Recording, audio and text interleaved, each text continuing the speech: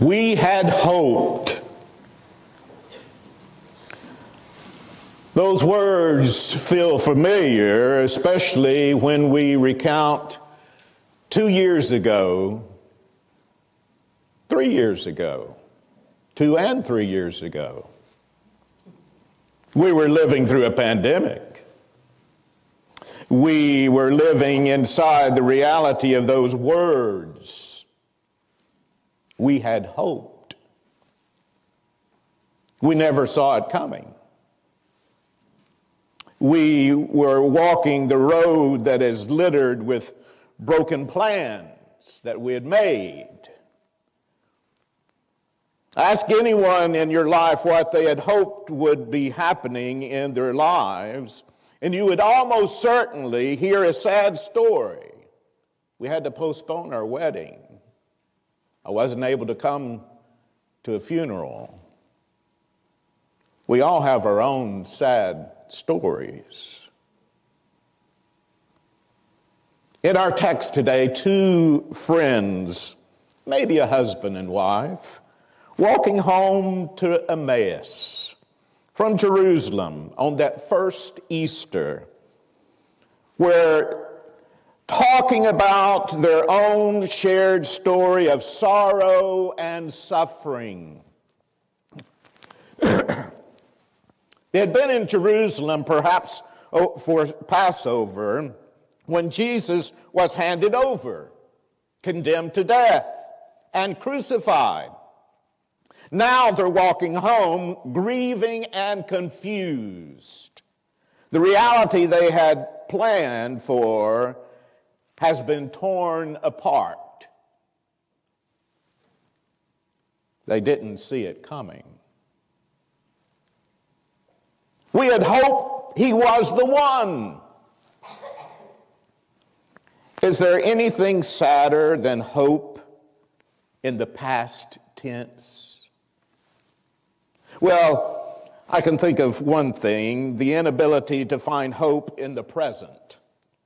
It's one thing to mourn the loss of things that we had hoped for, but now many of us years ago found ourselves in a strange position of not knowing what to hope for.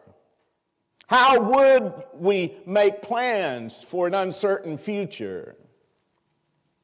How would we make decisions to stay safe? How you let yourself begin to hope for something when the future seemed like nothing but a cloud. At that point, we knew there's no going back to the way things were. Oh, we've bounced back this past year and a half. But what does it mean going forward, having experienced those 2 years in our lives interrupted? Surely the 2 friends walking toward Emmaus felt the same. They had hoped that Jesus was the Messiah who would change the world. They had hoped he would usher in the new kingdom he had promised. Things looked so rosy. Instead, he had been betrayed, arrested, tortured, publicly executed, and mocked while he died. Their hope died with him. Now his body is missing, and some grief-stricken women have been going around claiming that some angels told them he is alive, adding to their trauma with their fake news. The 2 friends can't undo the past, and the present is pretty horrifying too. And what does the future look like for the followers of a failed leader? As the 2 friends are talking, a stranger walks up and joins them. And given how easy it is for people in pain to shut themselves off to newness, new people, new ideas, new experiences, isn't it beautiful that they are open to conversation with this man at this time in their sorrow? And isn't it something that the first thing Jesus does after being raised from the grave is to go on a walk? We heard it in the story of the women a few weeks ago on Easter morning. They were running down the path from the tomb, and he walked up to them and said, "Good morning." Now it's evening, and here he is going on a walk. This is how Jesus appears to his friends after the resurrection, not in a grand, triumphant fashion, but quietly slipping up alongside of them, on the road with them, on the move. As they walked, he asked them what they were talking about. They asked, "Are you the only stranger in Jerusalem who doesn't know what has happened?" Which is funny and ironic, because the truth is he's the only one who does know what has really happened. The friends tell their whole sad story, and they look right at Jesus, but they don't see him, because that's what happens when your hope is dead and your heart is broken. You can look right at the truth and not even recognize it. Jesus listens to their pain and disappointment. Now it's his turn to do the talking, and he retells the story, but with a bigger frame. He goes back to the real beginning of the story, back to Moses and the prophets, and he interprets the scriptures to them. The story he tells them is bigger than they'd understood, and better and more beautiful. He doesn't end with death, but it contains it. He does this as he walks alongside of them. He doesn't rush the point. He doesn't rush them to get perspective on the loss that they feel. He just walks with them and tells them a story big enough to hold all their pain and their disappointment and all their broken hopes. When they finally finished the 7-mile trek to their hometown, Jesus keeps walking. He's not one to force himself on people. But the two travelers urged him to stay, and he does. They sit at a table together, and Jesus takes bread, blesses it, and breaks it, and gives it to them. And all of a sudden, they recognize him, and then he's gone. The whole time they thought he was absent. He was actually right there with them, present. And the moment they realize he's present, he vanishes. He becomes absent. We know a lot about presence and absence from those 2 years of the pandemic. We might be tempted to say we actually mostly knew absence, but that's not quite true, is it? Our absence from people we love had actually drawn their presence into a new kind of sharpness, didn't it? Our absence from the spaces and routines that ordinarily defined our lives had pushed us into something uncomfortable and somewhat constant, a constant presence of the people we lived with. It pushed us into a new kind of presence with ourselves.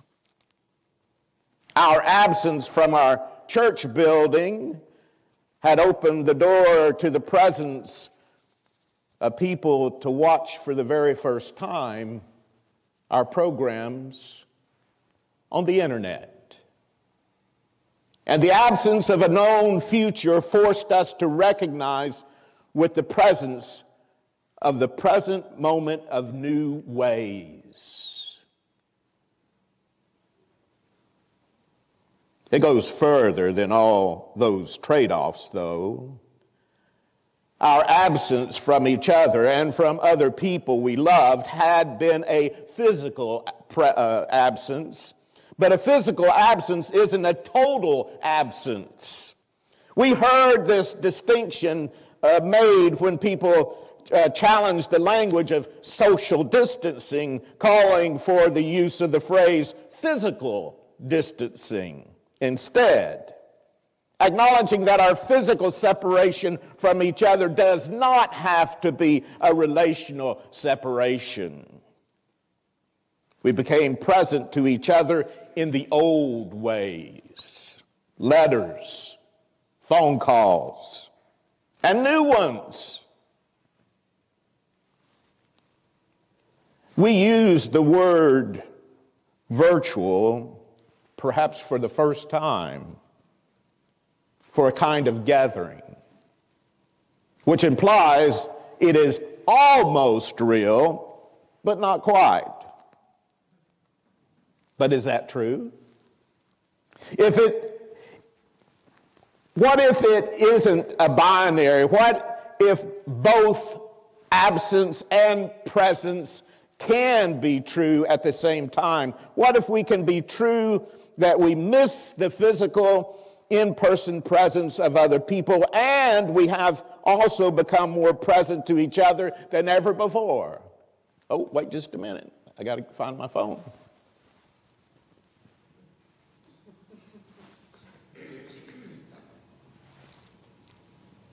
Or that it even could be. Who would have imagined?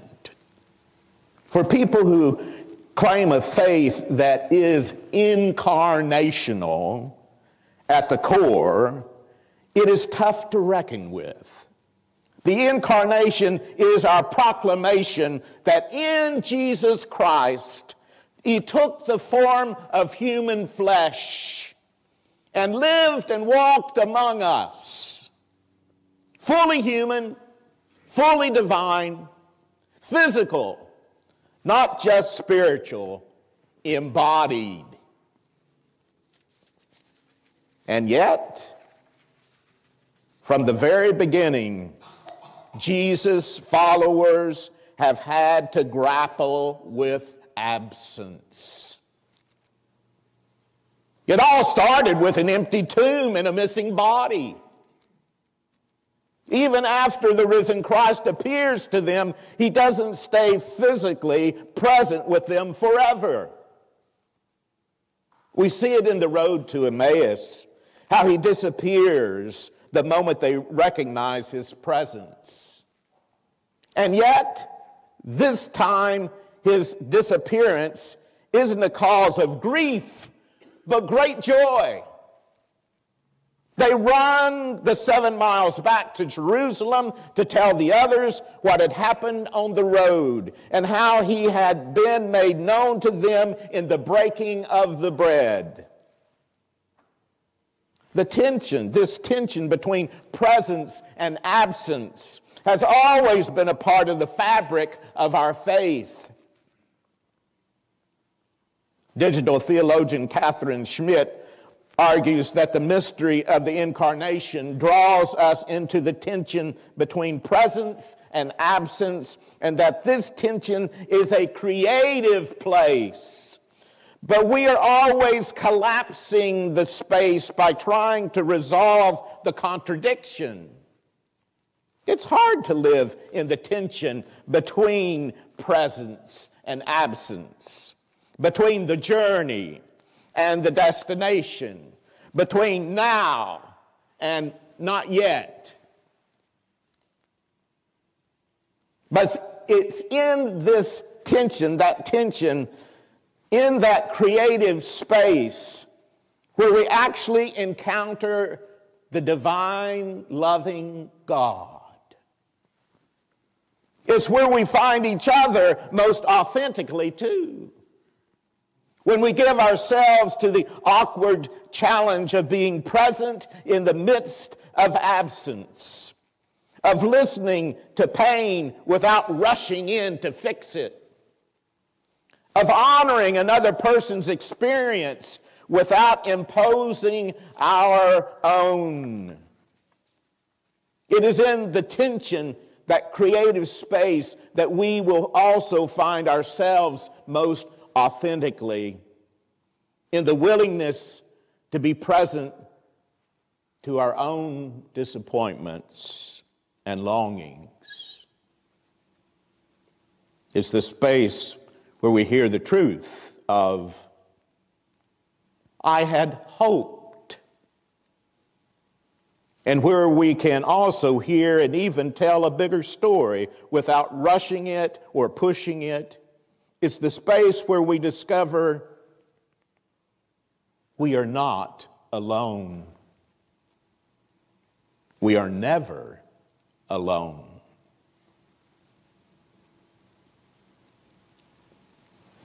We were on a difficult road, walking for an unknown time towards an uncertain future. There were so many broken hopes behind us and around us, and it's hard for us to know what to hope for even now, this side of the pandemic. But the risen Christ walks unseen alongside of us every day. We would have preferred a definitive appearance, a physical presence, but his physical absence, and in that strange time of physical absence from each other we experienced, we always have an invitation to become present to each other and to ourselves and to God in new ways. Our willingness to hear each other's hurts, to hold non-judgmental space for each other's experiences, to honor our new realities, to extend radical hospitality and unconditional love to people we live with, including ourselves, to accompany each other on this road is where hope is born again, because it's where Christ will keep showing up, which is to say, in this Eastertide season, it's where our new future begins. Thanks be to God. Amen.